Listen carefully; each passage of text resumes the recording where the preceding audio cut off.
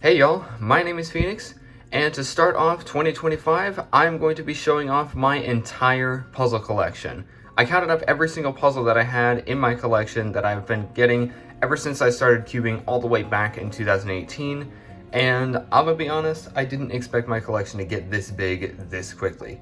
I've been cubing for nearly 7 years at this point, and in that time, my collection now has almost 500 puzzles. I counted up everything that I have, and as it turns out, I have a grand total of a flat 490 puzzles, which to me is ridiculous. I didn't expect to ever have a collection this big, and I'm gonna be honest, that is gonna be quite the undertaking once I have to solve all of them, but I'm sure you will see that very soon.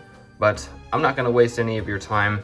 I'm going to go through every puzzle that I have in my collection. I'm not going to be super detailed with them because I don't think I am going to be. It's going to take me way too long to do this, and I just don't have that much time to edit. So I'm going to go over these in groups with a couple of exceptions. So let's go ahead and not keep you waiting any longer. Alright, so first up we have all of my Rubik's branded N by N puzzles. These are just more standard puzzles. We have a couple of 2x2s. This first one here on the left was my second ever cube. It doesn't turn great, it's not a very good 2x2, but it did do the job for learning. And this one's a newer model. It still doesn't turn very great, but hey, at least they tried. It does turn at least a little bit better. These 5 are all 3x3s. So we have probably an older version of the Rubik's brand. This one actually does have stickers. And then these two I think are maybe even older versions of this, but I don't know where these came from. They have stickers with logos on them. I'm not really sure what the origin behind these are, and I think I probably said that last time. Here we have one that was meant to be more of a kit, but I don't really have any of the pieces for that. And then here is, I believe, their newest model of the 3x3 that they've been using for a lot of their sticker mods, and it actually does work out pretty well. These in the back, we have a couple of 4x4s. This is the first Rubik's 4x4 that I got, and it's not a very good 4x4. It's very awkward to turn, especially when it starts to do this. And then here we have a newer version of the 4x4, which actually is quite nice for a 4x4. Not anything like the mains that I use, but it's actually not bad. Here we have a Rubik's 5x5. So this one, it turns pretty poorly. It's very difficult to turn, so it takes a very long time to solve despite being a 5x5. But yeah, I was kind of surprised when I walked into a GameStop and saw this, and I didn't have it yet, so I just went ahead and got it. And then lastly, we have the Rubik's Speed, which came out as a celebration for the 50th anniversary. It is pretty much the same as the Swift Block, but it is still very good for a Rubik's Cube. So those are all of my Rubik's branded cubes. Here we have all of my 2x2s. These first two in the front are the ones without magnets. This is the first one that I got. This is the Chi D 2x2. Very good. This is what I used to learn Ortega. And then this one here is the next cube. It's not too dissimilar from the other one. It's just stickerless. And then these 5 in the back all have magnets. So here we have the X-Man Flare. I got this to compare it to the Waypo WRS, but ultimately the Waypo ended up winning. Here's the RS2 Evo. I would absolutely say this is one of the best value 2x2s on the market. And then just a little above that is the Waypo WRS. This used to be my 2x2 main for a little while. Here's the MGC Elite. It doesn't have this logo anymore, but it still functions pretty nice, but it's pretty comparable to the Waypo. And then finally, the Chi M Pro 2x2, the ball core version because of the red logo. But those are all of my 2x2s. And here are all of my non-Rubik's branded, non-main 3x3s. So my mains aren't in here, but those will be talked about later. So I've got 15 of them, so let's go ahead and talk about them all. Now, I'm not sure where this one came from. My uncle got this for me for Christmas. It doesn't turn great, but it at least looks pretty nice. I actually do kind of like the sticker shades, I will admit. This one is just an off-brand Magic Cube that I got. I put Speed Cube Shop Lube in it back when I still had that, but nowadays I probably would put like FC Rush in it. Here's a Duncan Cube. I got this from a toy store, and it's not terrible, but I do still prefer some other cubes. Here's my first proper speed cube, the Sail W. I used this for a very long time until I got a magnetic one.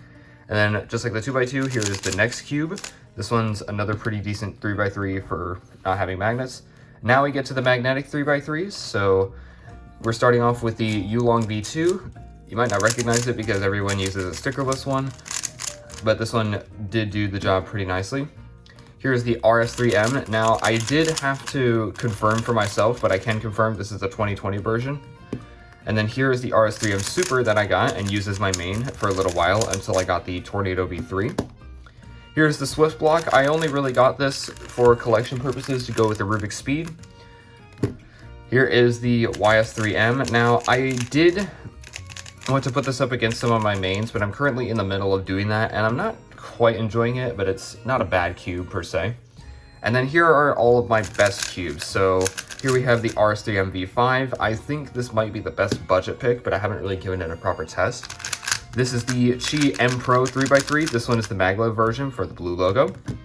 Here's the Wave Rider. Everyone seems to be talking about this one, mostly just because of the video that the Cubicle made, but I actually really do like it.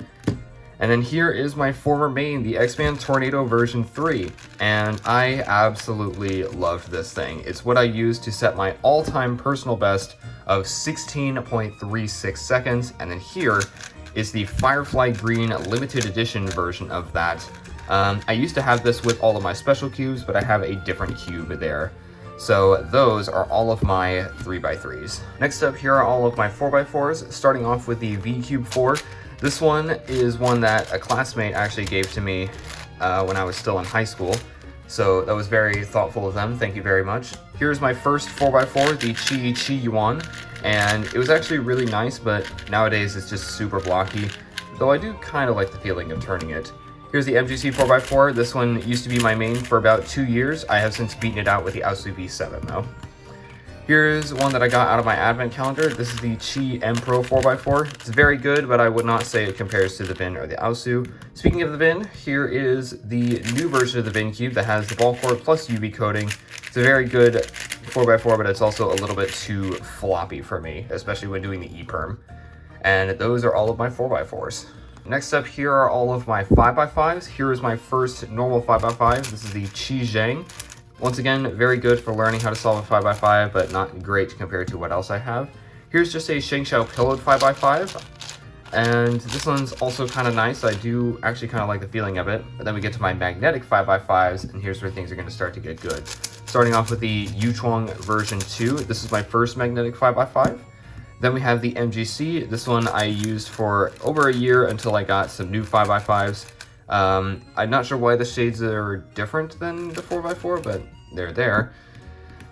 Next up we have the X-Man Hong. I still have to give this a good session because it is still kind of slow, but I do kind of like the feeling of this. It does feel pretty accurate. And then here we have the Outrong V6. I was very much wanting to try out the Outrong WRM for a long time, but I never really got a chance to, so now I have an Outrong V6 and I love it. So here are all of my 5x5s. Next up, I decided to go ahead and do 6x6 and 7x7 all together because they're pretty much the same and I only have 2 of them. So set those aside. Here we have the Chi Fan 6x6, I believe it's its name. This is my first ever 6x6 and it was pretty nice. And I pretty much got it so that I could at least have something to refer to for my 6x6 Master Morphix. And then here is the Chi Sing 7x7, my first 7x7, and it has actually since been sloppily re-stickered with X-Man Spark stickers. So yeah, it's a bit sloppy of a job, but hey, it works now, and I actually do like these shades. And then here are the first magnetic versions of these that I got. Here is the, I believe this is the Yushi V2 6x6. It's actually a pretty decent 6x6, but very slow and clunky. And then here is the Yufu V2 7x7. Yep, it took me a second to remember the name, but we got it. And once again, my first magnetic 7x7, but this thing feels super heavy and blocky compared to my mains. So those are my 6x6s and 7x7s. Next up, we have all of my Skewbs. So starting off, this is my first Skewb that I could actually use in competition, the Meilong. It doesn't have any ball bearings, unfortunately, though, so it's not great. It's very unstable.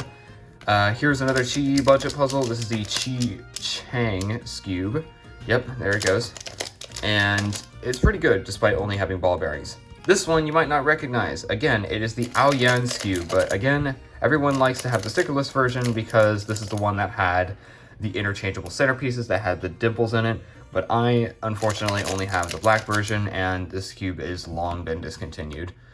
Here we have two RS Skewbs, one of which is completely stock. It is very dry, and I don't think you can see it, but it even has a scratch on one of the centerpieces. And this other one that I got out of my most recent cubicle order has been lubed up with some FC Glide, and it actually does look pretty nice. Here we have the Waylong Skewb. This was my main Skewb for a little while until I got the Gan Skewb, which was also my main for at least a little bit. But those are all of my Skewbs. Next up, here are all of my Pyraminxes, starting off with the Meffert's Pyraminx. It doesn't turn great, but it is a very good first Pyraminx. But a better first Pyraminx would be this one. This is the Chi Ming Pyraminx. This is my first good Pyraminx that I could actually use in competition, and it was actually quite nice. Next up, we have my first magnetic Pyraminx, the X-Man Bell V2. I actually really do like this one quite a bit, and I do think that it honestly looks really nice with the black and the stickers. And then here was my main for a little while until I got my Waylong. This is the MGC Pyraminx. It's not super great compared to today's standards with the Waylong, but it does still feel pretty nice. And those are all of my Pyraminxes. Next up, here we have all of my Megaminxes, so it does take up quite a lot of space. Starting in the front, we have the stickered non-magnetic ones. So we have two colors of the Chi Hang Megaminx. That's it. This white one that I have was actually my first ever Megaminx, but I got a black version for collection. And then this one is the Chi Hang W. It is actually quite a bit nicer than the other one, despite not being magnetic. And then here in the back are my stickerless magnetic ones. This is the Yushin Little Magic V3. It's not great as a Megaminx. It's actually very inconsistent. Like this yellow layer actually works pretty nice, but as you can see, this blue layer and this red layer are all very tight. Here's the Yuhu V2. This is my main Megaminx for a little while until I got my Dian V2. And then here are two Megaminxes that I got to challenge the Dian V2. We have the Chi Hang S2. It's currently kind of covered in lube right now, but I've been trying to wipe that down for a while. Hopefully it goes away. And then here is the Dian Shang Galaxy Megaminx. It actually looks and functions really nicely. So those are all of my Megaminxes. Next up are my square ones. So here we have the first one that I got, which is a Shengxiao square one. It doesn't turn great, but I did learn how to solve on this. My first good square one was the Chi Fa square one. And it doesn't really function as good as my MGC or even my Little Magic right here, but it does do the job just fine. And then here's the Little Magic square one. It's a very nice square one, especially for a beginner, but it isn't magnetic. I might consider getting a magnetic version of these to see if it will challenge my MGC, but here are all of my square ones. And then lastly, for the standard puzzles, we have all of my face-turning octahedrons. So these are not currently WCA puzzles, but there is a good chance that they will be very soon. Starting off with the Land, this is the only one that was a thing for a little while, but then some new ones ultimately came out, starting off with the Dian Shang. And the Dian Shang was a very good FTO for its time, but it has since been beaten out by at least the Dian, but also the Chi does feel very nice despite being not quite to the same level as the Dian. I do love the way the tiles look on this one, so this one is actually quite fun to solve. And then this one is pretty much my best FTO, and yeah, everyone, I imagine once FTO does become a WCA event, will be using the Dian. So those are all of my face-turning octahedrons. Now we're going to move on to the more unconventional puzzles that aren't WCA legal, starting off with my two smart cubes, which is the Go Cube 2x2 and 3x3. Both of these are pretty much dead when it comes to the battery, but if you charge them up, you can then hook them up to your phone via Bluetooth, and it will track your solves, and you can even race other people from across the world. So really neat idea, but I haven't really done much with them ever since I got them. Next up are my 6 force cubes. If you guys saw at the beginning of last year, I actually made a time lapse where I built all of these. I basically took 3 Chi Warrior, or was it the Sail W? No, I think it was 6 Chi Warrior S's, broke them all apart, separated all the colors, and I put them all together. It's not perfect, but you can clearly see that they are all functional and they are all one color. It was a neat little build, and I had this little moon lamp over here to keep me company, but yeah, it was a little bit of a time-consuming build, but it was very nice when we got that all done. And funny that all the logos ended up on the white face, which was kind of something I had to deal with. But yeah, they're not really puzzles. You can't really scramble them because they're all one color, but there are neat little collection items. Maybe I'll make more of these in the future, but those are my force cubes. Alright, so here we have all of my carbon fiber puzzles, which has honestly not really been expanded upon much since I started. Here we have a Z carbon fiber 2x2. I have most of these from Z Cube, but I have a couple Chi ones, like this 2x2. This one is from Chi. Here we have a 3x3. This actually does have a little bit of center orientation, and so does the Megaminx, but it overall is pretty nice. It was quote-unquote my first good 3x3 because I liked carbon fiber puzzles back then. Here is my Skewb. Once again, it's probably just a Z cube. This is actually how I learned how to solve Skewb. And then here we have a Pyraminx. Once again, pretty much how I learned how to solve Pyraminx. It's a bit hard to turn them on camera. Here we have a Megaminx. This is one that I had for a little while, and then I hadn't really expanded my carbon fiber collection much since then. I mean, this is the most recent one I got. And then lastly, we have an Axis Cube, one of my many Axis Cubes in my collection, and pretty much far from going to be my last. I might even make Force Axis Cubes at some point. But here are all of my carbon fiber puzzles. Alright, so now we're going to go ahead and move on to sticker mods. However, I have so many sticker mods that it's actually not going to fit on this frame. So I'm going to go ahead and do this in a couple of chunks. So we're going to start off with the calendar cube. So this is a puzzle where you can basically set the date to whatever you want it to be. So currently it is Tuesday, January 7th. That is the day that I am filming this. However, if I change it to Saturday, January 11th, that is, if I can find the one that I'm missing. Okay, it might be a bit of an error, but there is... Oh, gosh. Okay, I'm honestly not sure why this one right here is yellow, but yeah, that is the date that you will be seeing this video for the first time. So I don't know why this one is red, wow. But yeah, there it is. There is the calendar cube. All right, next up we have some of the mods that I have that just don't turn very great. Here is, I believe this is the Rubik's, I actually don't remember the name of this. I believe this is a Rubik's mod where you have yellow on one side, white on the other side. And then, yeah, it's pretty simple. It's basically like a 2x2 sandwich cube, but I also put these extra stickers on it. Here's just a plaid cube. It doesn't turn very great, and sometimes it can be a little confusing to solve, but there you go. This one I got when I was visiting Alaska in 2023. This is just a picture cube that has a lot of animals that you would likely see in Alaska.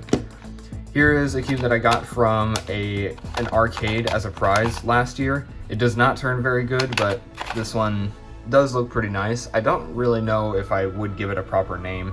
I guess the holographic cube maybe, because it is kind of holographic, but maybe. Here's just an old dollar store cube that has fruit in place of the colors.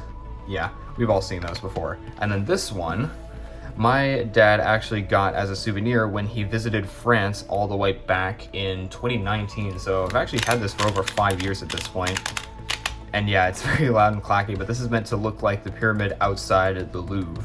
So those are some of my sticker mods. Let's go ahead and get the rest of them though. All right, while I was going to get all of these, I went ahead and confirmed for myself. The puzzle that I looked at the start of this segment is called the Rubik's Apprentice.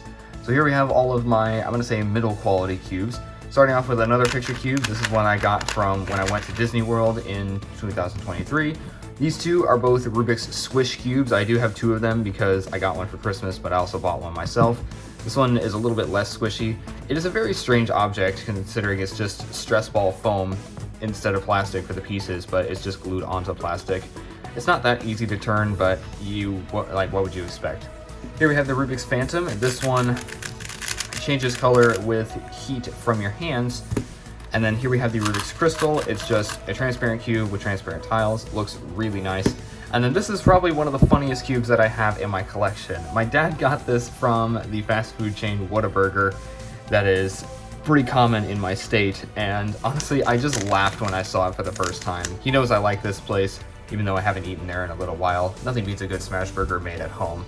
But yeah, this is definitely one of the funniest cubes that I have in my collection, and those are all of my middle quality sticker mods. So let's go ahead and get the actual rest of them. All right, next up we have all of my best sticker mods. So starting off, we have another picture cube. This is just a Christmas cube that I got out of a puzzle crate that I didn't do on camera because I had it on Christmas Day.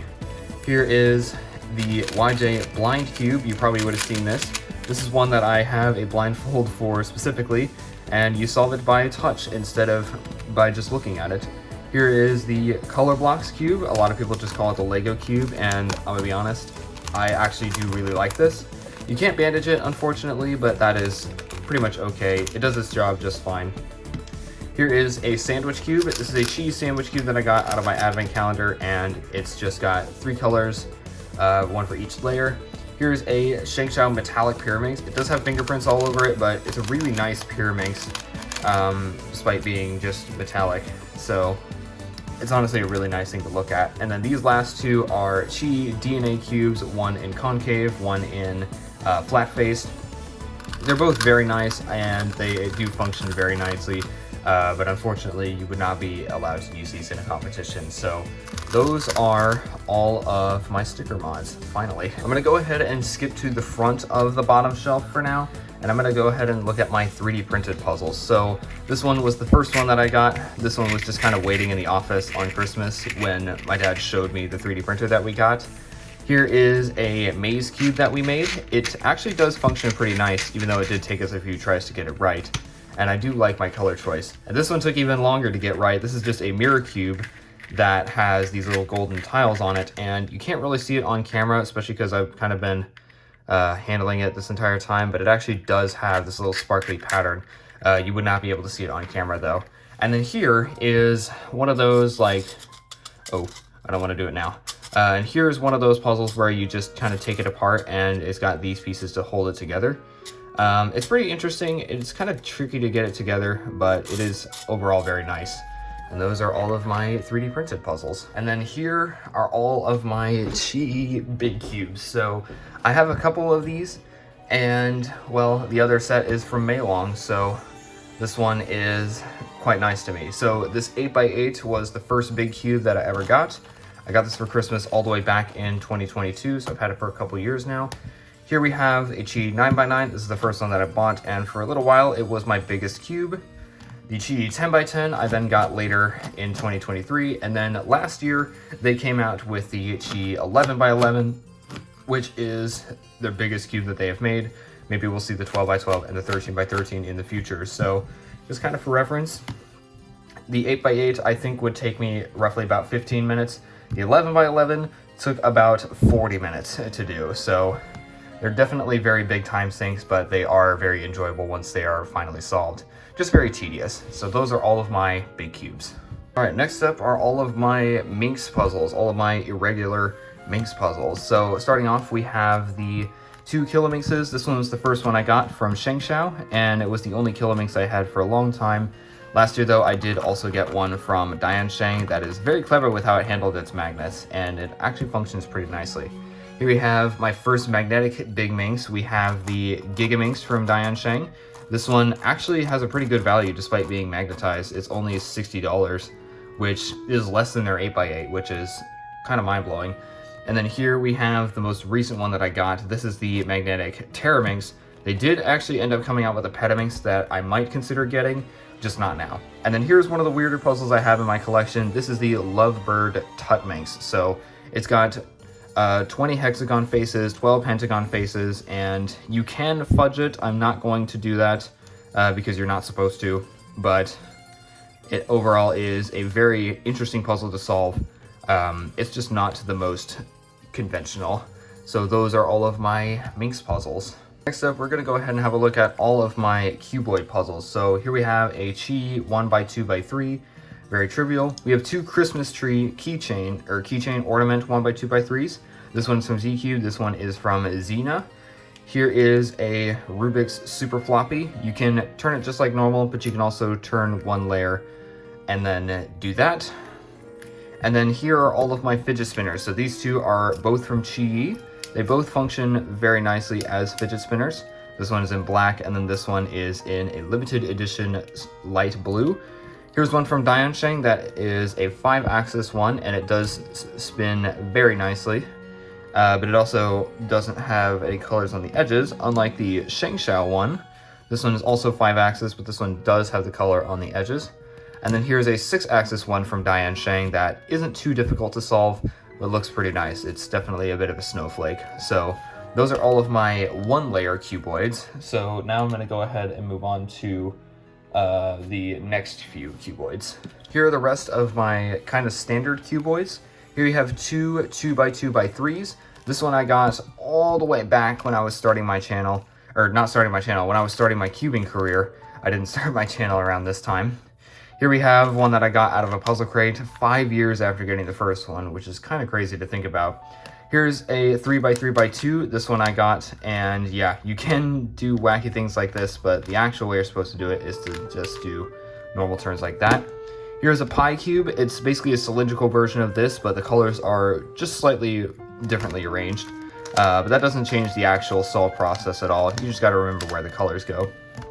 Here's the crazy 2x3x3. It's basically a super floppy wrapped in a 3x3x2. It does have a bit of an incorrect color scheme, but that's okay. It's a pretty wacky solve, but it is actually quite nice. Here are two 3x3x4s. This one from Coblin's Puzzle and Cube for You I got out of a puzzle crate, and this one I got out of my advent calendar. This one's from Fangshi, and it turns much nicer, and it has brighter colors. Here's the Cube for You Cubic 3x3x5. It's a super fun solve. I actually do really enjoy solving this. And then my first ever puzzle crate is this, the Witeden 3x3x7. This is, again, all the way back before I even started my channel. It's a super crazy solve, but it's really fun. So those are the rest of my normal cuboids.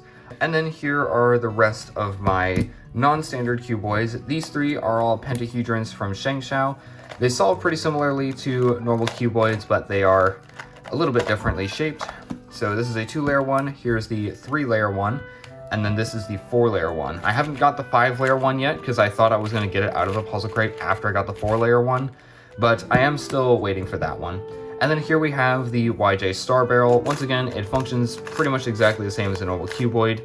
You just need to remember the color scheme because all the colors are distributed a little bit differently.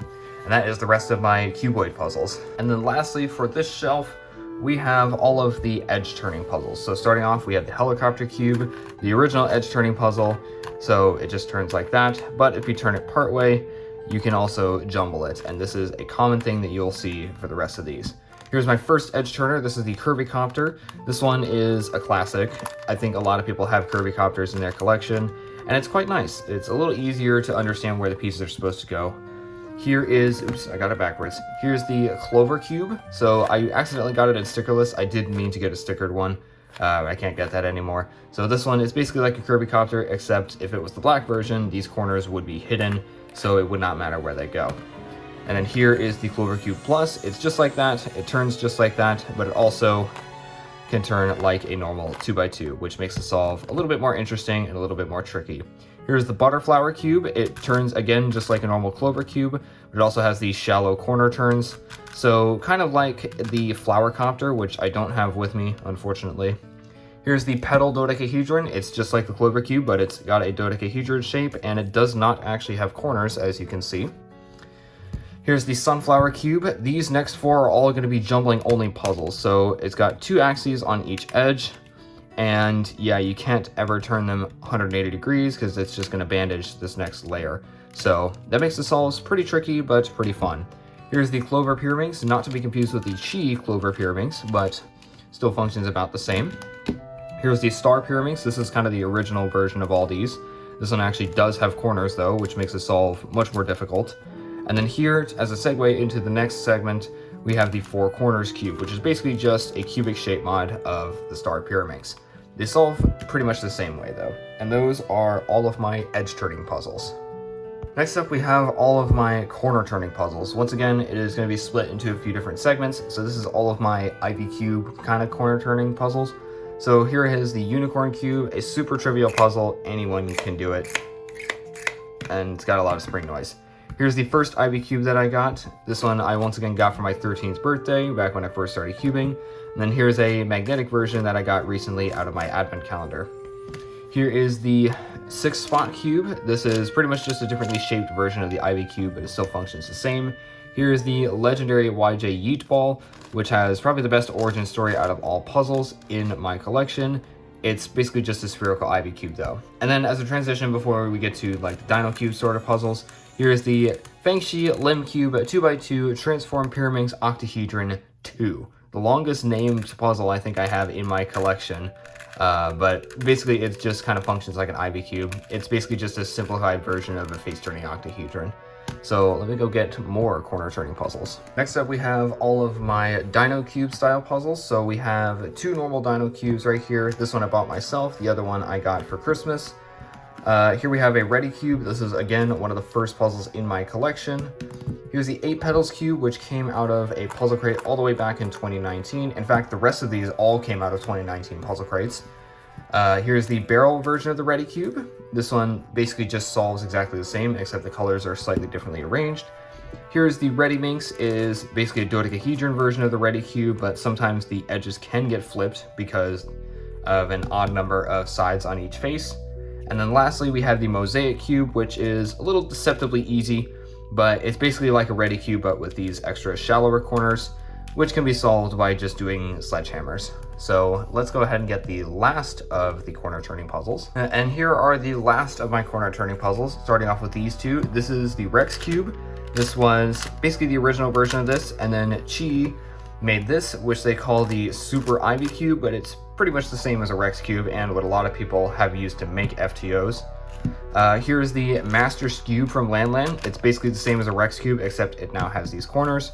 And then here is the Multi-cube from Yushin. Same thing as the Master Skewb, except it now has these internal pieces, which you have to solve first. And then to bring things back down to earth, we have the Ancient Coin cube, a very trivial puzzle where all you do is you rotate the corners and then you just kind of move these petals around. You can even teach a non-cuber how to do this, like I did in my freshman year of high school. And then here is the kind of step up to that, the multi-star wheel cube.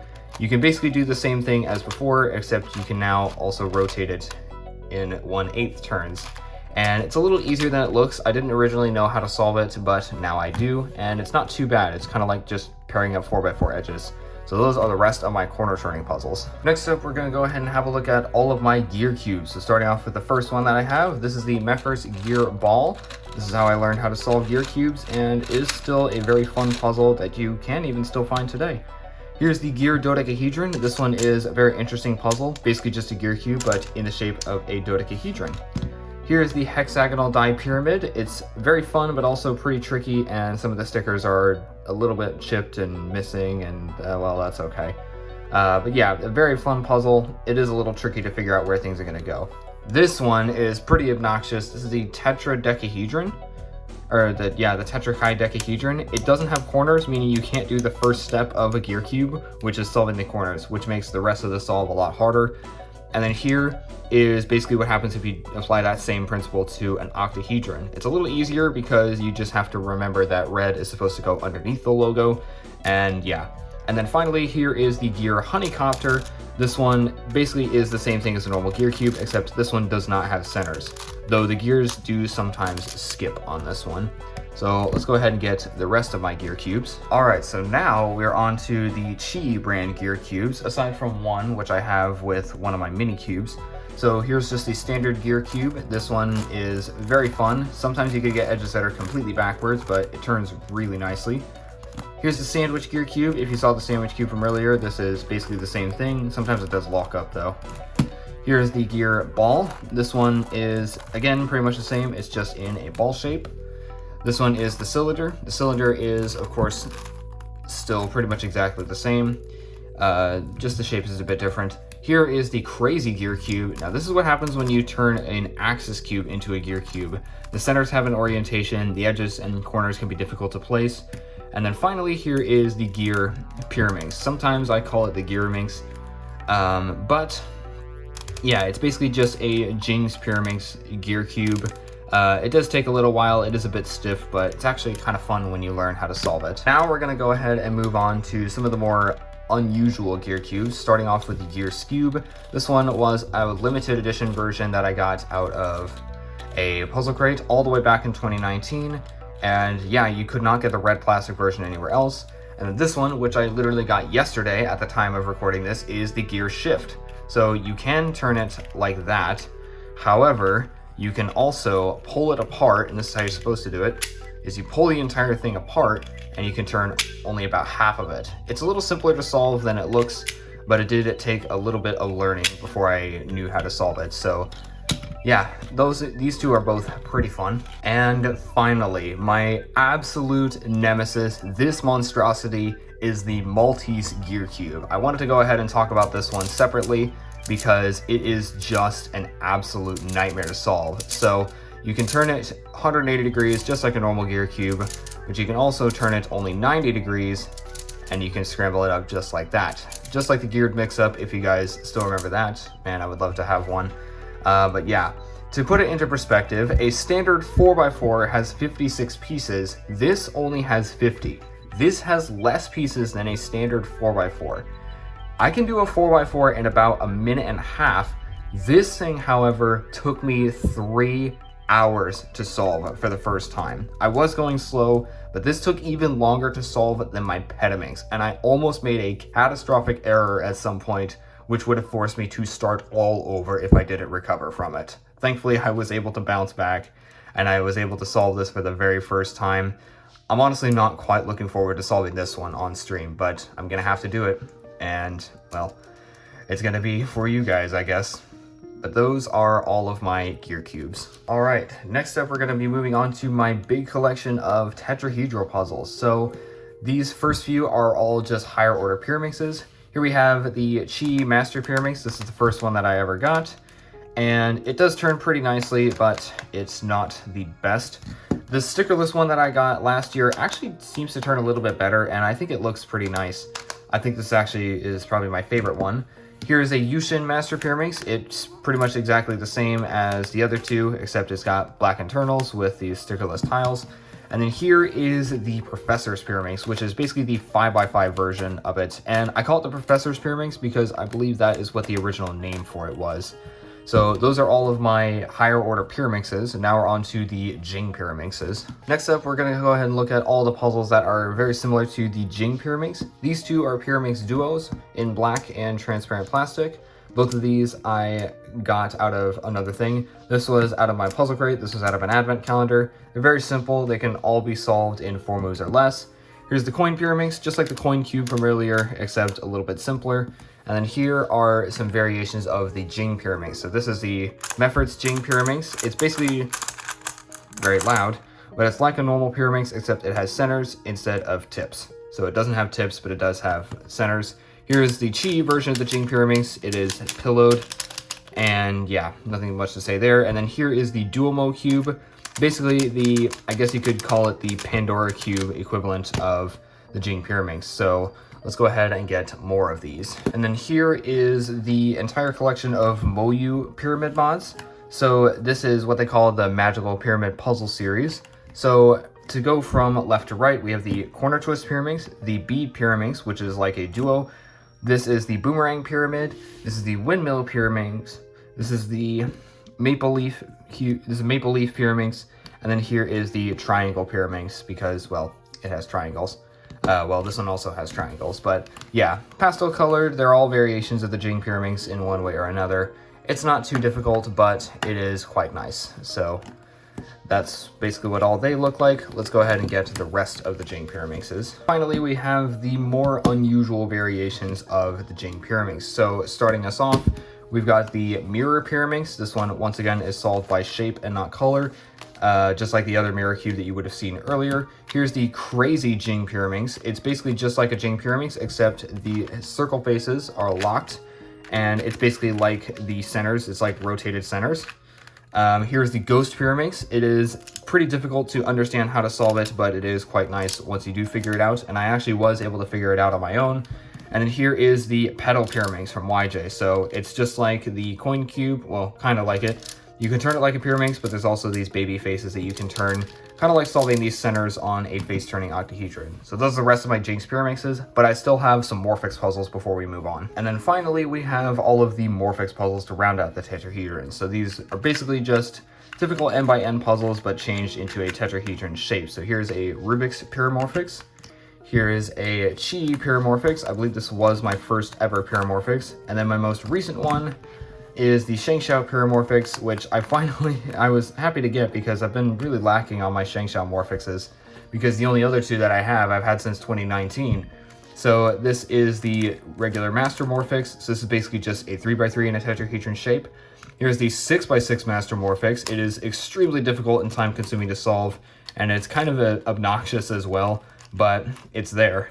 And I've had it for a long time. And then finally, we have the Clover Pyraminx from Chi, not to be confused with the one from Landland. Basically just the same thing as a Master Morphix, except now it's got these really funny shapes. And all of the corners are now hidden. So those are finally the rest of my tetrahedral puzzles. Finally, we are moving on to all of these shape mods, which I have pretty much sorted entirely by brand. So starting off with Rubik's, here's the Rubik's Orbit. This is a 2x2 shape mod where all of the colors are kind of flipped. Color scheme is incorrect, but that's okay. Here's the Rubik's Color Blocks. This is basically the same as a mirror cube or a bump cube, as some people would call it. It's just got actual colors. And then here is a Rubik's Void Cube. It's the same thing as a normal 3x3, but without centers. So you could end up getting a parity where two edges are swapped, but it's not too difficult to know how to solve. Next up are these two shape mods, which I don't really know the brand of. Here's an Axis Cube. This is probably the worst turning Axis Cube that I have, especially because it sometimes threatens to pop a little bit, but it's not too terribly difficult to learn how to solve.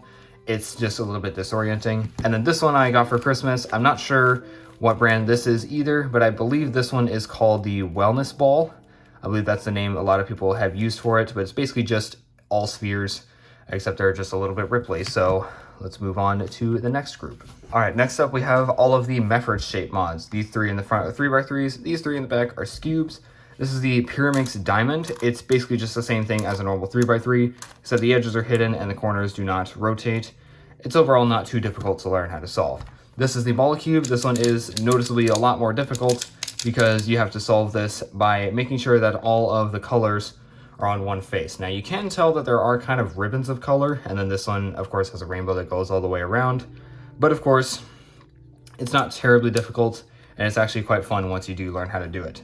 Here is the Ghost Cube. This Ghost Cube was the first one that I ever got, and it is quite challenging to learn how to solve, and it took me quite a while even assembling it.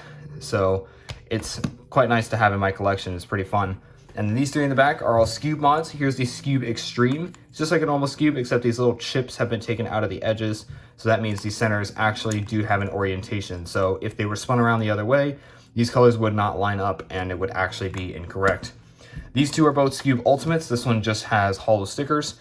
So they're basically Skewbs turned into dodecahedrons. So not only are they harder to recognize, but again, they also have the center orientation. And again, you probably have heard my story of me getting the Skewb Ultimate literally the day before getting the Skewb Extreme. So that was a little bit funny, but those are all of my Mefford shape mods. Moving on to Fangshi, I only have one of them outside of the Fruit Bowl, and this is the Basketball Cube. It's not super great, and it's a little confusing on how to solve it since these stickers, these paint lines don't really line up very well. But it is an interesting little puzzle to have, and yeah, that's basically all I have to say about this one. Once again, I only have one puzzle for Z Cube, and this is the Twist Cube. So it's like if you took a normal 3x3 and just twisted it, but not like that.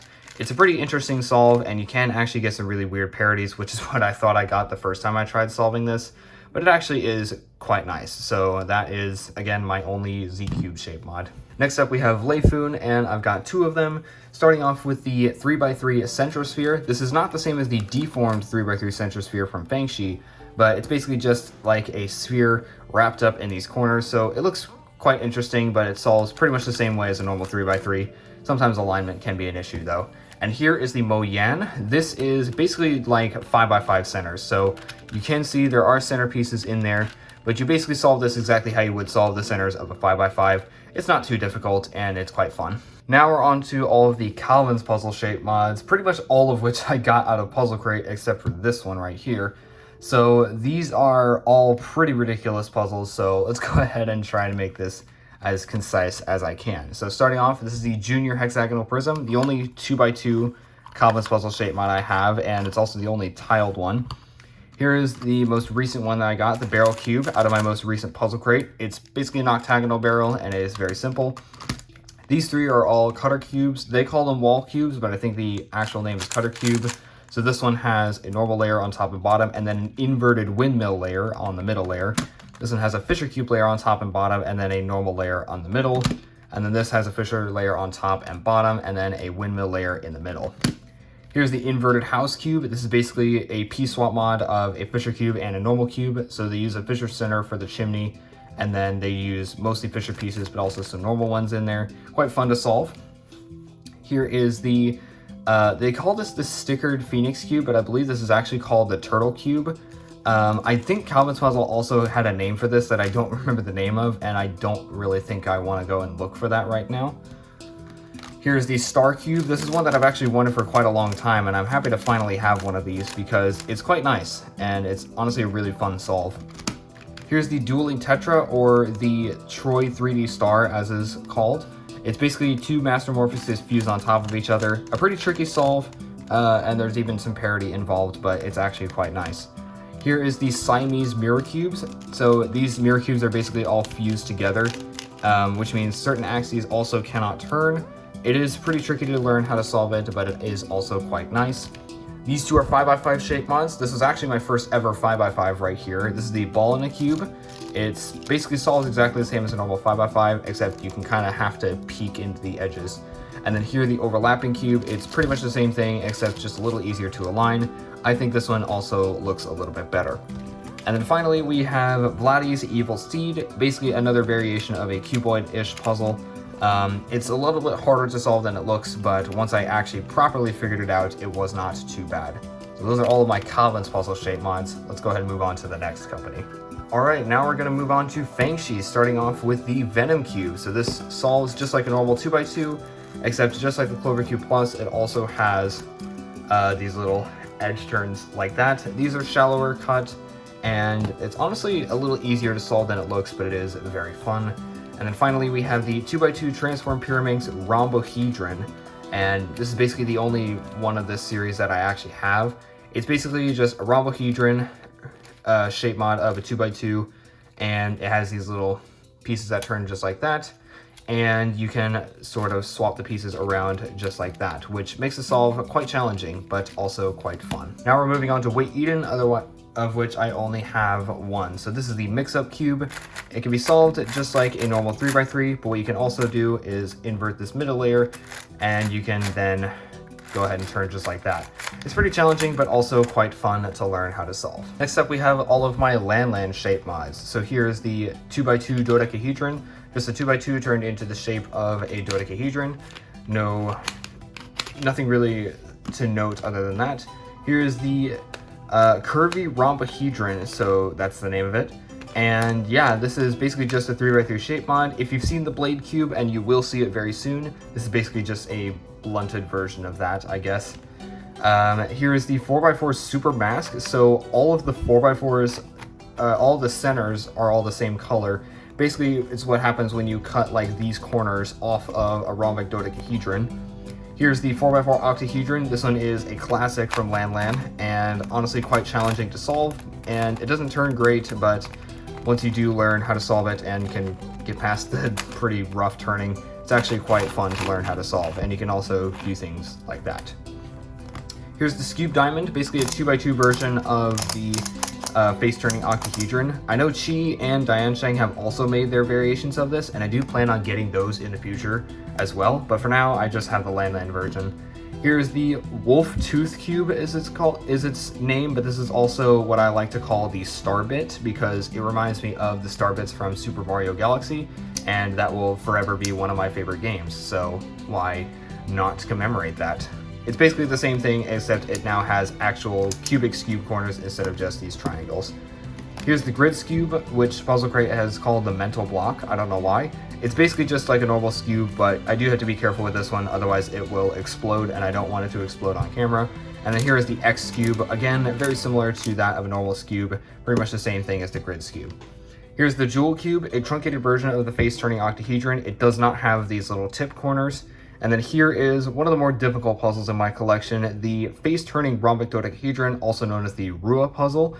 It basically turns just like that, and it also does have some jumbling moves, but I don't scramble it with the jumbling moves, even though I have to use double jumbles in order to solve it. So that is all of my Land shape mods. Next up, we have all of my Diane Shang shape mods. Here's the UFO Cube that I got all the way back in a 2023 Puzzle Crate.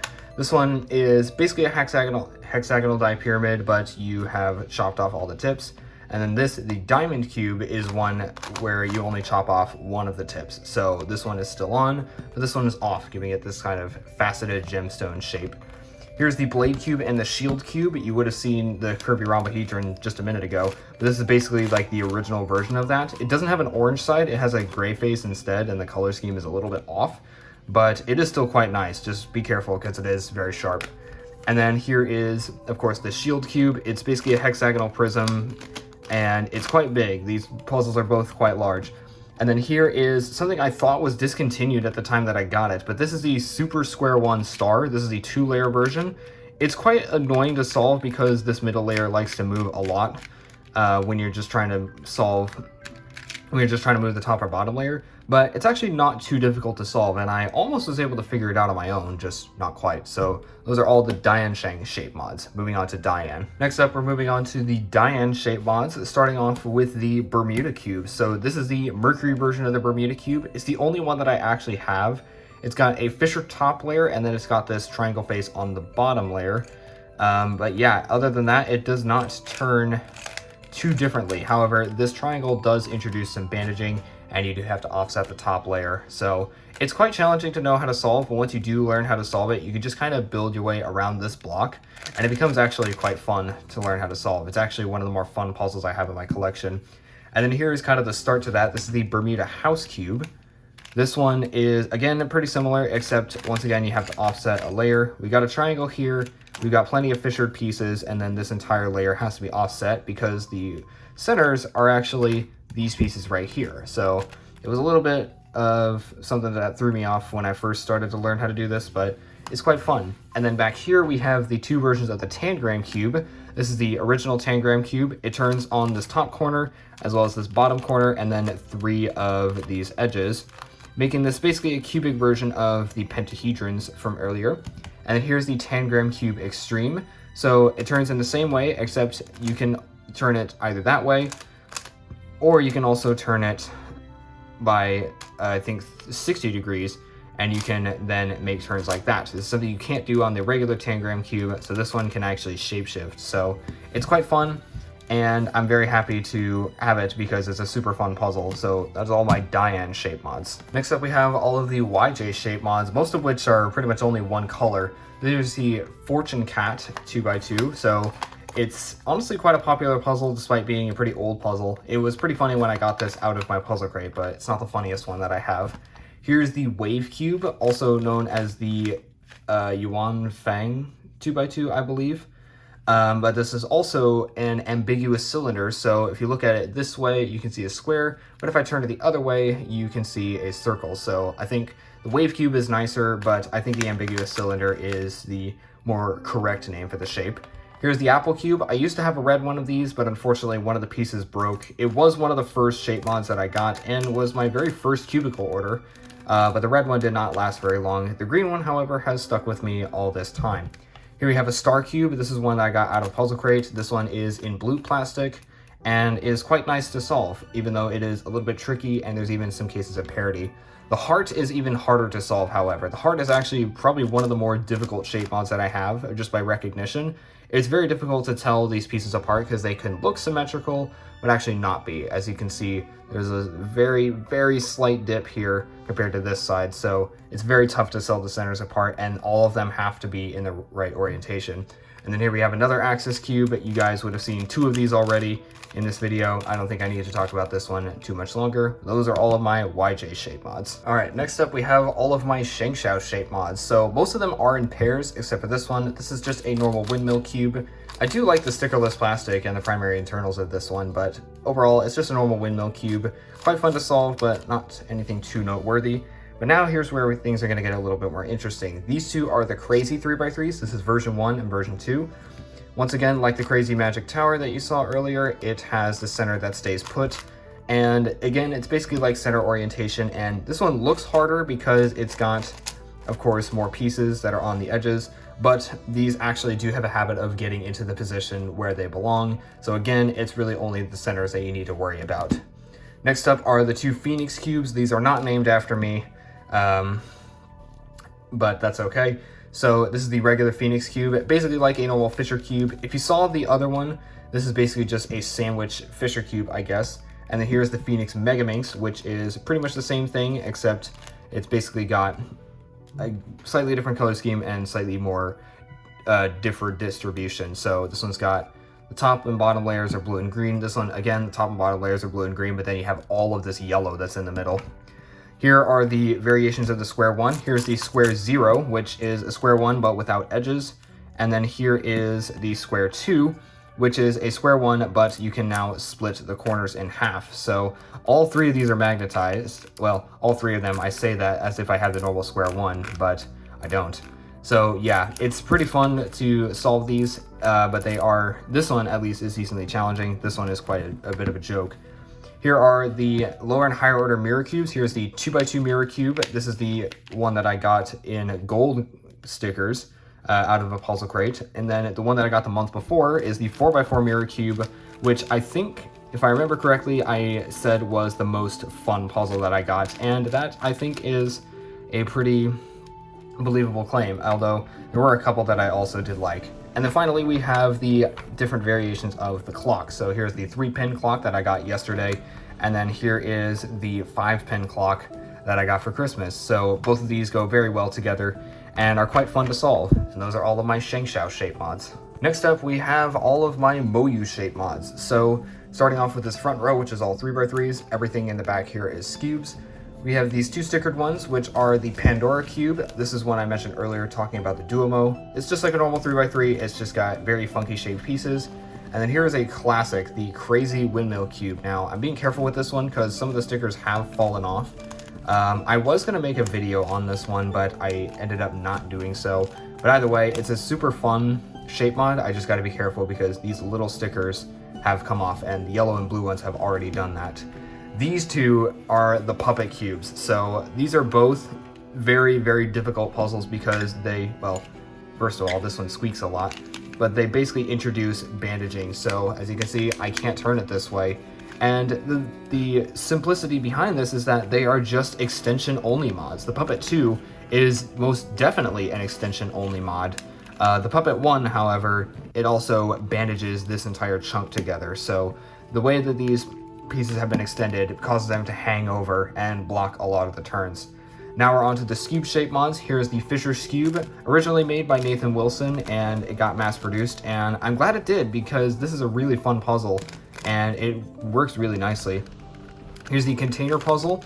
This is basically just the same thing as the Fisher Skewb, except it has been stretched a little bit. Here's the double Skewb. So it turns just like a normal Skewb, except if you turn this side, it of course will leave the centers behind. So it's a little tricky to wrap your head around, but it is of course very fun. These two came as part of a, not really part of a set, but they were released at the same time. This is the Polaris Cube, and this is the Maple Leaf Skewb. So with the Polaris Cube, it doesn't seem like it can turn a whole lot, but if you misalign 6 of these corners, you can now, wait, hold up. You can now turn it just like a Skewb. It's basically another simpler than it looks puzzle because it's like solving a mosaic cube, but with Skewb turns. So yeah, I was able to figure that one out pretty easily. This one was noticeably harder to solve though because it's just like a normal Skewb, and again, you can turn it just like a normal Skewb, but if you turn it halfway, you can then swap these two pieces with each other just like you would on a Clover Cube, and that makes it actually quite difficult to solve because it ultimately just makes it a lot more tedious, and you actually do have to pay attention to what color the internal centers are because that actually does matter. But another one that was able to be figured out on my own. These last 3 are of course the Skewb mix-ups. So we have the mix-up 1, 2, and 3. The mix-up 1, you can turn halfway and then you can just turn it like that. With the mix-up 2, however, you can turn it halfway and then you can turn it all the way around, or you can turn it by 90 degrees and split the pieces up just like that. And then with the mix-up 3, you can of course turn it all the way around, but you can turn it by 60 or 120 degrees, and it is quite a challenge to solve. So all of these are really fun puzzles, and that is all of my Moyu shape mods. Next up, we have all of my incredibly oversized Yushin shape mods. So starting off with the 2x2s in front, Here is the Yushin Magic Eye. It's the same thing as the Rubik's Orbit from earlier, except this time it turns a little bit better and the color scheme is actually correct this time. Here's the Tiger Keychain. So this is a little animal cube that I got, and I also got one for my brother, and I wanted to go ahead and get this one because I was getting one of them for him. I might as well get one for myself. And then here is one of the funniest puzzles I have, aside from the Whataburger cube. This is the Penguin 2x2 that I got out of my last puzzle crate, which you would have seen. Again, I genuinely laughed when I saw this.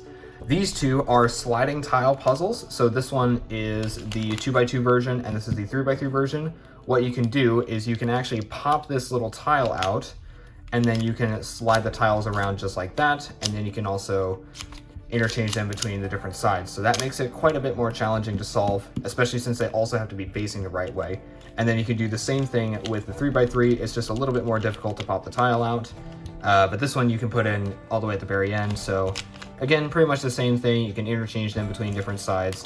It makes it quite a bit of a challenge to solve, but it is still a very fun solve nonetheless. And then these three in the back are all Megaminx shape mods. So here is the Soccer Megaminx, otherwise known as, I guess in other words, in other places around the world, this would be the football cube. I guess I kind of use the name interchangeably. It just depends on who I'm talking to. But yeah, it's just like solving a normal Megaminx, except once again, you've got 12 pentagons and 20 hexagons.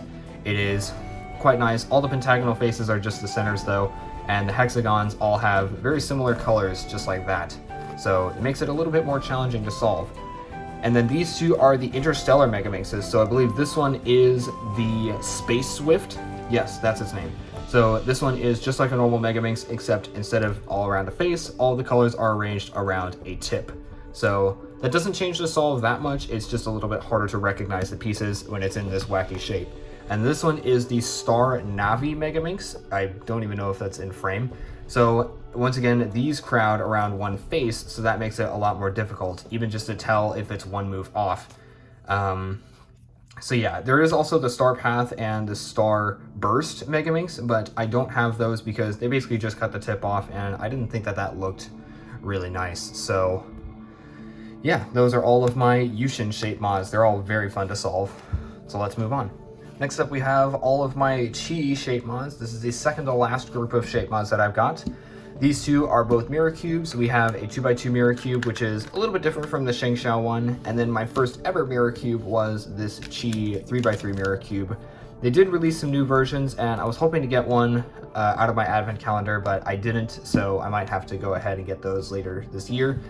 Here's the barrel cube. This is an actual barrel cube. It's basically just a cylinder. It's basically like a sandwich cube, except now the top and bottom layers actually do have a color, and because of the shape, the orientation does matter. These three are all classic shape mods. A Fisher cube. This is probably the only normal Fisher cube that I have in my entire collection. Another windmill cube, just like the Shengxiao one, but this one, of course, is quite nice. And then another Axis cube, as if you haven't seen enough of these. Yeah, this is the last one, though, I promise. This one, it calls itself a Void cube, but this is what I would call the Tori cube. It's also a bit of a donut. I mean, it looks like a donut, does it not? It's quite fun, but it's basically just a 3x3 without the corners, which does make it a little unstable. This one here is the Pentacle Cube. So this is another pretty old shape mod that's been around for a little while, but she did make a new version of this. If you line up all of these star faces, you can turn the face just like that, and you can swap centers around. It's a little easier than it looks, but it is also quite nice. So it's a very fun puzzle. It's just a little challenging. These next two are both twisty Skewbs. This one, despite its peeling stickers, is just a normal twisty Skewb. This one is the stickered version, and it does turn quite nice. I did have to jump through a couple of hoops to get this one though, because when I first bought it, I accidentally bought the stickerless one because I was rushing the order. And yeah, but they're both very fun and very nice puzzles. And then finally, this infamous thing, the OS Cube. Now, some of you guys might be confused as to why you're seeing a purple one, even though in 2023, I very clearly unboxed an orange one. The reason why is because I got this purple one for myself, and I went ahead and I gave the orange one to my brother because orange is his favorite color. And I thought the purple one looked nicer. So this one, of course, is the one that I'm going to be keeping. And those are all of my Chi shape mods.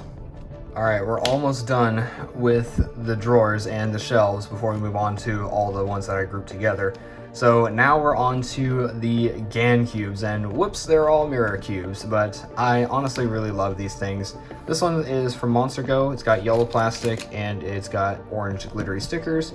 This one was the first one that I got from GAN, purple plastic with purple glittery stickers. And then here are the UV coated versions. So this one is the purple one, which I think I like more than the red one. Both of them look really nice, but I think all of these are really fun collector's items, and those are all of my GAN shape mods. Now we're going to move on to some of my more miscellaneous puzzles, which I'm going to have in a couple different groups. Here is the Infinity Cube. So once again, it's basically just two cubes in one. Everyone's probably seen something like this. These have kind of gone viral over the last couple of years, but maybe not as viral as these. Some of these are honestly kind of viral cubes, but this is another Infinity Cube. This one is one that you can pull apart and make multiple shapes of. This is one that I just found in Barnes & Noble, and then this one is a Moyu branded one, which is pretty much just as, it's pretty much just the same, except this one I think stays together a bit more. This one is called the Ikosa, I believe. It's not really much of a puzzle, it's more like a fidget, but you can twist them just like that. So yeah, I guess it kind of could be a puzzle. And then these three are all sliding puzzles. So sometimes they're called corn cubes. So basically you can just slide tiles up, slide tiles down, shift things around like that. Here's the 3-layer, the 5-layer, and the 7-layer ones. So let's go ahead and have a look at the rest of the miscellaneous puzzles. Here are all of the rest of my miscellaneous puzzles. So starting off, we have a magic panels right here. So I'm not gonna do it right now, but it basically will turn into 3 rings that are all linked together. Here we have a couple of snake puzzles. This one right here in red and white is from Diansheng, and this one in all the different colors is from Chi. You can change them into a whole lot of different shapes. These two in front here are burr puzzles. This one is the gem lock. This one is ball in a cage. Interestingly, they are made by different companies, but I got them out of my same advent calendar. One of them is kind of fragile though. Here's the Shengshao rainbow ball. This one you solve by just pushing the different colored balls into the holes. And then this one right here is the orbit or the atomics. You can of course turn it right through the middle, but you can also change these little beads around, or you could do something like that, which I'm not going to do right now. And then here is the Rubik's Chogokin. So this is the 50th anniversary for both Rubik's and I believe Transformers or Chogokin. I apologize if I'm wrong there. This has gone super viral, and again, I'm not going to change it into anything right now, but this is actually probably the heaviest thing that I have in my entire collection, besides maybe the Pyraminx. It's quite weighty. And those are the rest of my miscellaneous puzzles. And finally, before we move on to all of the puzzles that I have on the very tops of my shelves behind me, we have all of my Hanayama cast puzzles, which I have organized by difficulty level, according to the box, and then by name by alphabet. So these are all level 2 puzzles because I don't actually have a level 1. This is the A and A. I was able to figure this one out pretty easily. And then here is the Harmony, which has this music note that is quite fun to get out once you do end up solving them. Here's my only level 3. This is Cross.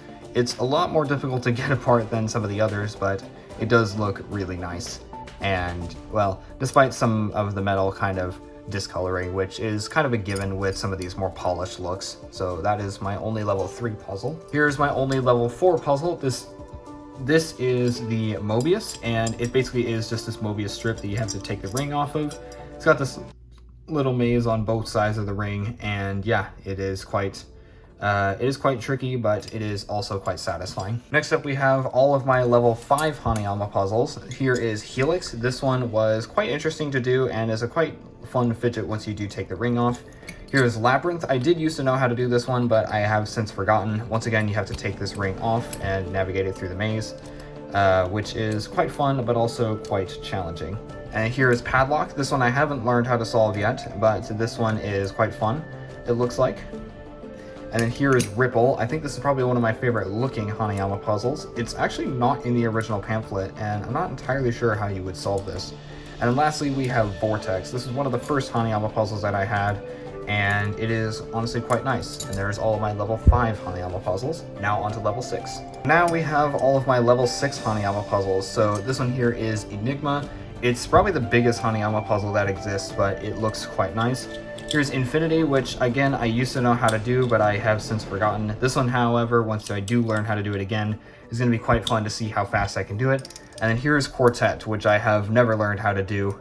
And honestly, I'm not sure when I will learn how to do it, because these Hanayama puzzles I'm not going to solve on stream, just because they are very meticulously made and they all have wildly different solutions that I don't really have a chance of memorizing by then. So they won't be solved on stream, but they are at least going to be featured in the final picture at the end. So those are all of my level 6 Hanayama puzzles. And finally, before we move on to all of the puzzles on top of the shelves, my last few Hanayama puzzles, all of the Legend of Zelda collaborations. So we have the Hyrule Crest. I haven't learned how to do this one just yet, but this one does look quite fun, even though it is kind of chained together a little bit. But who knows, maybe this one will be one of the more fun ones. It is quite large and heavy though. Here's the Triforce. This one I have learned how to do, but it is of course one that I have to be careful with because it does use pins to function. And then here is the Master Sword, which I haven't yet done yet, but it does look quite fun, and I think I am probably going to learn how to do this one pretty soon because this one looks like it's going to be one of the more fun ones. And that is the rest of my Hanayama cast puzzles. So now we're going to go ahead and talk about all the puzzles that are on the top of my shelves to finish out this video. But before I talk about all that, I have one more set of puzzles to talk about, and it is probably one of the more ridiculous things that I own. This is the GAN Mosaic Kit, containing 100 little cubes, all of which can be shaped into whatever sort of mosaic design you want. Here I have my all-time favorite Pokemon Serperior. Because it's the year of the snake, I might as well have this. And I might do this on stream as well. I just feel like doing it, but I also found a Yoshi design that works very well, so I might throw up a poll and let you guys decide, or you can maybe suggest something if you feel like commenting. But yeah, that is the GAN Mosaic. It is quite an insane thing to have, but it is so much fun to play around with. So now let's actually look at what's on the top shelf. We're in the home stretch now, and starting off all of the top shelves are all of my competitive mains. I want FTO to come up here someday, but unfortunately, with FTO not being a WCA event, that's not going to happen just yet. So starting us off, we have the GAN 251M Pro, and now this is basically my new, this is basically my new 2x2 main. I didn't think that it was going to be my new 2x2 main, but yeah, I actually really did like this, even over the MGC Elite, which I thought was going to be my main. For 3x3, we have the Tornado version 4. This one is a nice quality of life upgrade over the original TV3, and even though this is only the flagship and not the Pioneer version, yeah, it's going to be quite nice, and I can't wait to actually do an average of 100 on this thing, because I do still have plenty of those left to do. For the 4x4, we have the Aosu V7. This is easily my favorite 4x4 that I have ever used, and I loved my old Aosu WRM. This one is, of course, very nice. Here's the GAN 562. This one is a super good 5x5. It's honestly just that little bit better than the Aochong V6, and that's why I prefer using this one. These two are both about the same. This is the Aoshi WRM 6x6 and then the Aofu WRM 7x7. Interestingly, I think the 6x6 actually turns a little bit better than the 7x7, which I find very strange, because that's not usually how it works. For Skewb, we have the X-Man Wingy V2. This one I probably wouldn't see a whole lot of people using over the GAN Skewb, because a lot of people loved the GAN Enhanced Skewb, which is the one that I had and used as my main for a little while. But this one I feel like I can trust myself with a little bit more, just with the concave surface. It feels nicer personally, and I think this one is a little bit more fun to solve with. For Pyraminx, we have the Moyu Weilong. This one is commonly regarded as the best Pyraminx on the market. It is a little bit hard to turn when it's behind the camera, but it is still quite nice. For Megaminx, I have the Diane V2. This one is probably going to stay as my main for a little while unless some more Megaminx hardware comes out. For Square One, we have the MGC. The MGC is, of course, a very good Square One, and this one I also have a black face on the bottom instead of a yellow face to help with contrast, because that's a typical thing to see with Square Ones. And then finally, the only normal clock that I have, the Chi clock, but also commonly one of the best clocks that you can get. Yeah, the way that you solve clock is, like I didn't explain it earlier, is you basically just have pins up and that will determine what faces can move or not. So It's a very interesting puzzle and not a super popular event, but it is still quite nice to solve. And those are all of my competitive mains. Next up, we have all of the mini cubes as well as my giant 18 centimeter cube that you can't even see in the frame very well. But yeah, these are basically all just mini cubes, including also the 1x1 and a gear cube keychain, which is also really nice. So the other puzzles that I have here are all 3x3s. So we have the Cube Lab 1 centimeter cube, which I hopefully will not lose during the streams. Here's the world's smallest Rubik's Cube, which is not really a title anymore. Here is just a normal, here's just a little mini cube that I believe the same classmate as the one who gave me the V-Cube 4 also gave to me. Here's a Shengshao mini cube. This one's probably my favorite mini 3x3, and it did used to be a keychain as well as this one, but I actually took them off.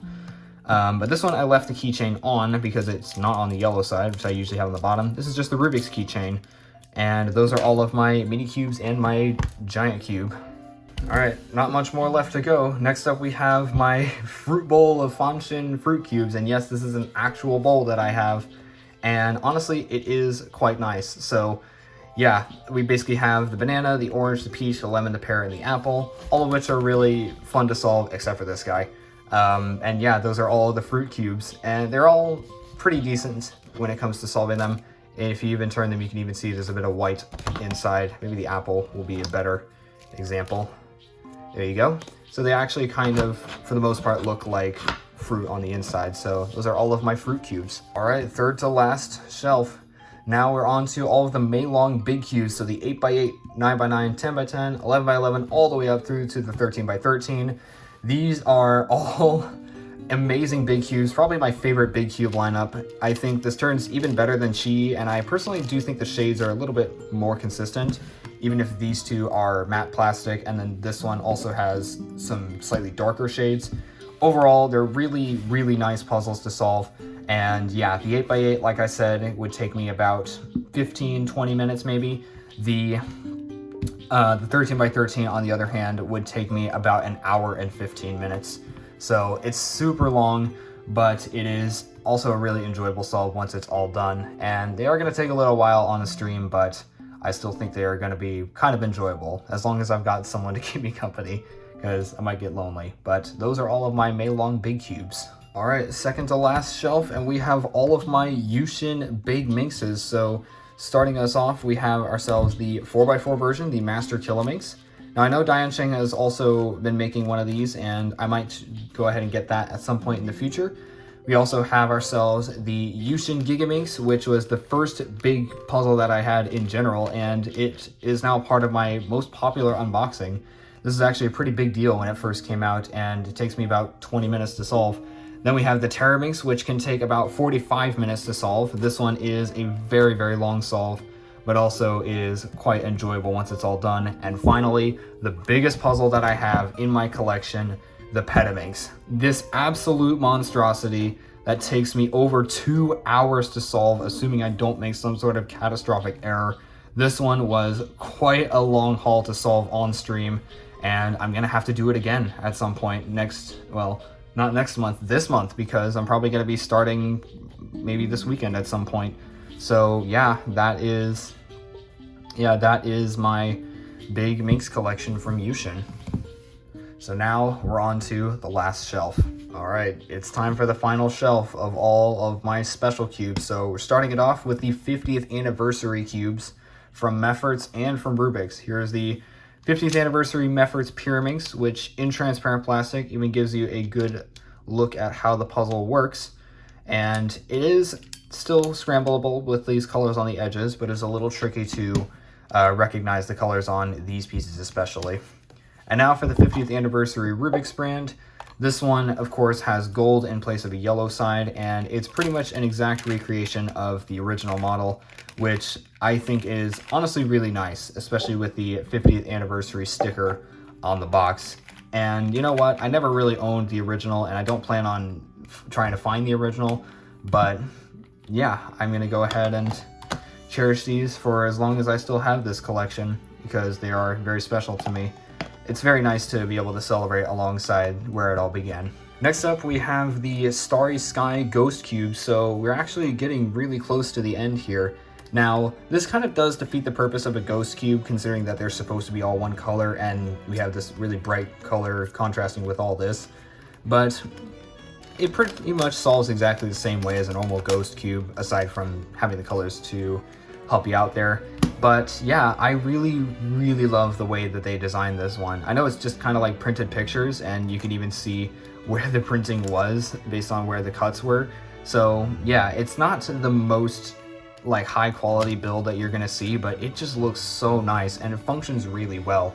And yeah, just take a look at all that, and yeah, it's a really nice puzzle that I think I would definitely suggest having in your collection. And I like to keep it onto this little 3D printed stand that came in one of my puzzle crates. So that is the Starry Sky Ghost Cube. We have 5 cubes left. All right, with only 5 cubes left to go, the next one to talk about is the GAN Zenith. So this is made out of the GAN 15 maglev. I did get this one yesterday, but I honestly really love the way it looks. I love the sort of gold platinum-y color, as well as the stickers that I put on. I hope the colors show up well on camera, but yeah, the stickers all look really nice. And yeah, it looks really nice. I did used to display my Firefly cube on this little stand here, but I now display this one because I personally like this one a little bit more. And even though it wasn't my first limited edition cube like the Firefly cube was, it's probably going to be the only limited edition GAN cube that I get, because I did miss out on everyone prior to this, and I don't think I'm really going to get many more given the high price. So this one is going to be very special because of its uniqueness in my collection. All right, now we're on to what is currently my only mod in my entire collection. This is the Shades of Blue 4x4. And this one is a really nice puzzle because this is made out of my old Aosu WRM. So this has a lot of sentimental value to me because this is made out of my first magnetic 4x4, which stood as my main for over 3 years until I got my MGC, because the stickers on this definitely could have used a little tune-up. So I went ahead and I took all the stickers off, I put a brand new set of stickers on, and look at how well this turned out. It's actually not as difficult to solve as you would think, despite some colors, namely these two, being very similar to each other, but it is a really nice solve, and only fitting that I display it on a blue Moyu stand. So that is my Shades of Blue 4x4, 3 cubes to go, and then we're done. Alright, third to last puzzle, and the 250th cube that I have ever unboxed, we have the Latch Cube. I was going to get this in black, but they are actually sold out of black plastic at the time that I got this, which was at the start of last year. This is a super difficult puzzle, but it's actually a little easier than it would look if you know the proper strategy. So the way the Latch Cube works is these arrows that turn. These arrows will indicate the direction that it's able to turn. So I can only turn this one counterclockwise because it has the black arrows. If I try to turn it the other way, I can't. So it can get you into a situation where you can even have 2 different color arrows on the same face, which means I can't turn it at all. And then you can also have some funny cases where there's no arrows on a face, meaning it can turn freely. It's a super fun puzzle to learn how to solve, and I really did enjoy it, and I'm definitely going to enjoy solving this one on stream, pretty much at the start of one of my streams that I plan on doing.